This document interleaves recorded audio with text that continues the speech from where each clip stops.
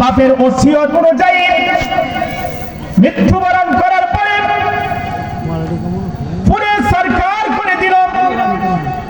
এই যে আপনার ছাড়িগুলো ছিল, এই ছাড়িগুলো দেখা যায় আপনার এক ভাগ নদীতে ফেলে দিয়েছে, আরেক ভাগ বাতাসের সাথে উড়িয়ে দিয়েছে। কিন্তু দেখা যায় আপনার বাতাস কার কথা শুনে, জমিন কার কথা শুনে, নদী কার কথা শুনে? প্রমাণ কি? আল্লাহ জানিয়ে দিয়েছেন, ইউসাব্বিহু লিল্লাহি মা ফিস সামাওয়াতি ওয়া মা ফিল আরদ। আকাশ এবং জমিনের মধ্যে যা কিছু আছে সব কিছু তাসবিহ পড়ে কার? আল্লাহ তাসবিহ পড়ে। এই দুনিয়াতে যত সৃষ্টিকুল আছে সব সৃষ্টিকুলের আল্লাহ তাআলা আত্মা দিয়েছেন, আর এই আত্মা দিয়ে আপনার তাসবিহ পড়ে কার? আল্লাহ তাআলা তাসবিহ পড়েন।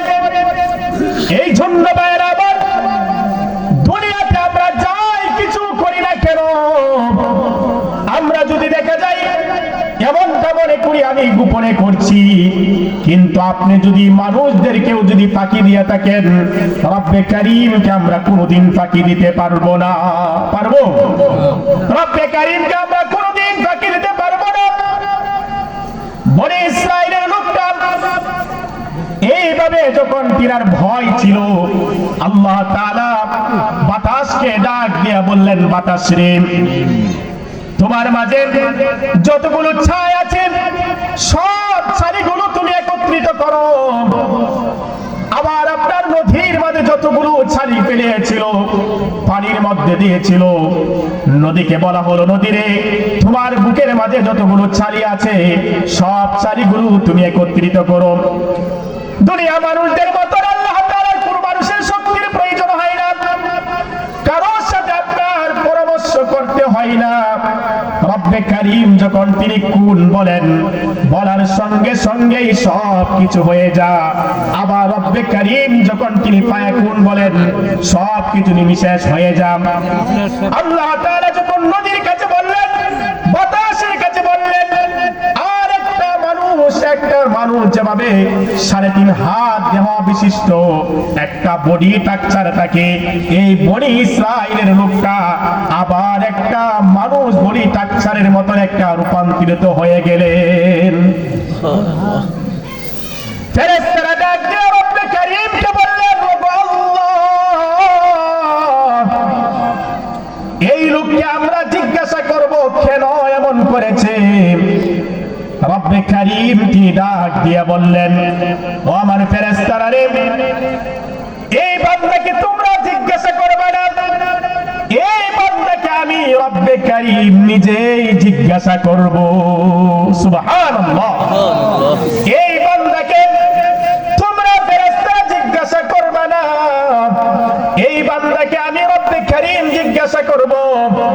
রব্বে কারীম এই বান্দাকে ডাক দিয়া বললেন, ও আমার বান্দা, দুনিয়ার নিয়ম হইল সন্তানদেরকে মানুষ বলে যা, গোসল করাইয়া, জানাজা দিয়া, এরপরে দেখা যায় দাফন করার জন্য, কবরস্থ করার জন্য।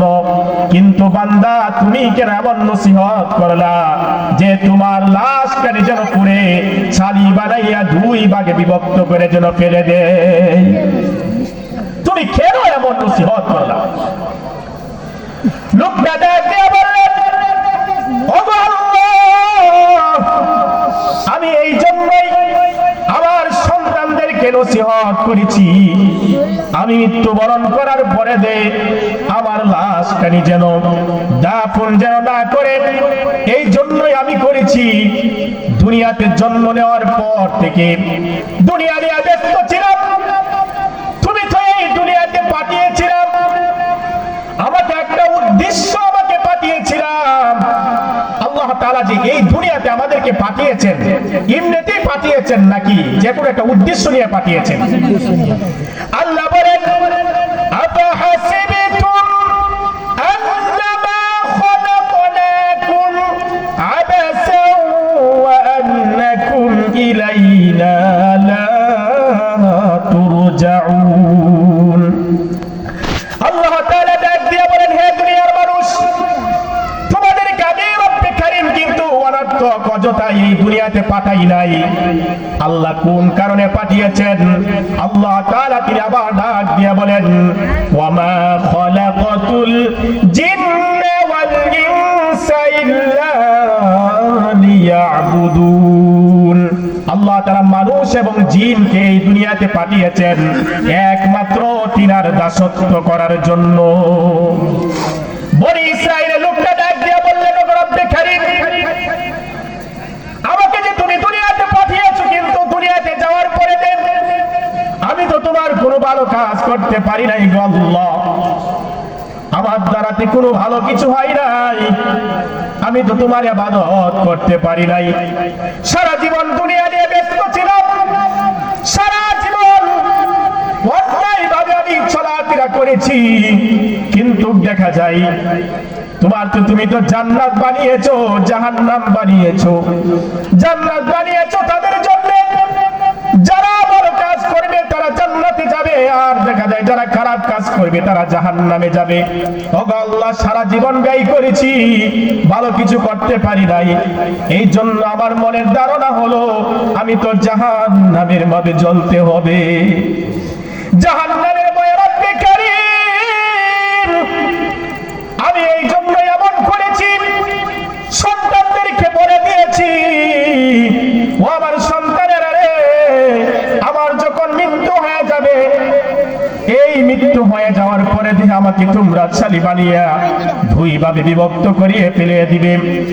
রব্বে কারীম তিনি ডাক দিয়ে বললেন, ও আমার বান্দা, তুমি যে এইভাবে আমি রব্বে কারীমকে ভয় করেছো, আর এই ভয় হলো মুমিনের একটা সিফত, আর এই সিফত যেহেতু তোমার মধ্যে এসেছে, এই জন্য আমি রব্বে কারীম হলাম রহমান, আমি রব্বে কারীম হলাম রহিম, আমি রব্বে কারীম হলাম করিম, সত্তার, জব্বার, আমি রব্বে কারীম তোমাকে ঘোষণা করে দিলাম।